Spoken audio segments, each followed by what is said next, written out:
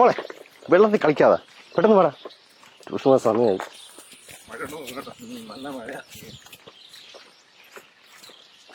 ഇല്ല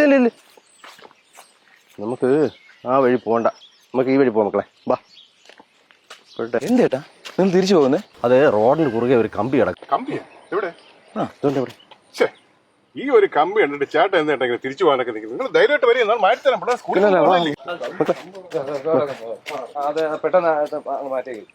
ഇങ്ങോട്ട് പോണ്ടേ, ഇങ്ങോട്ട് നീങ്ങി.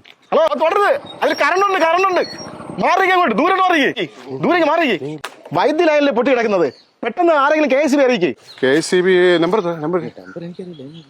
സാറന്മാരെ, ഇത്തരം അപകട സാധ്യത കണ്ടു കഴിഞ്ഞാലേ KSB അറിയിക്കാൻ ഒരു എമർജൻസി നമ്പർ ഉണ്ട്. അത് ഞാൻ അങ്ങോട്ട് പറഞ്ഞുതരാം. പെട്ടെന്ന് അടിച്ചാണ് 94 96 96 01 01 ഞാൻ ഇപ്പൊ വിളിക്കാം. ഹലോ KSB അല്ലേ? ഈ കാറ്റുമഴയുള്ള സമയത്ത് നടക്കാനും അതുപോലെ തന്നെ കുട്ടികളെ സ്കൂളിൽ പോകുമ്പോഴേക്കും ഇത്തരം സംഭവങ്ങൾ കണ്ടു കഴിഞ്ഞാൽ അതിനടുത്തേക്ക് പോകരുത്. അതുപോലെ തന്നെ KSBയിൽ ഞാൻ പറഞ്ഞു തന്ന നമ്പറില്ലേ, ആ നമ്പറിലേക്ക് വിളിച്ച് പറയുകയും വേണം. കേസ് വിളിച്ചാൽ മാത്രം പോരാ, KSBയുടെ ഉദ്യോഗസ്ഥർ വരുന്നവരെ ആരെങ്കിലും വേണം.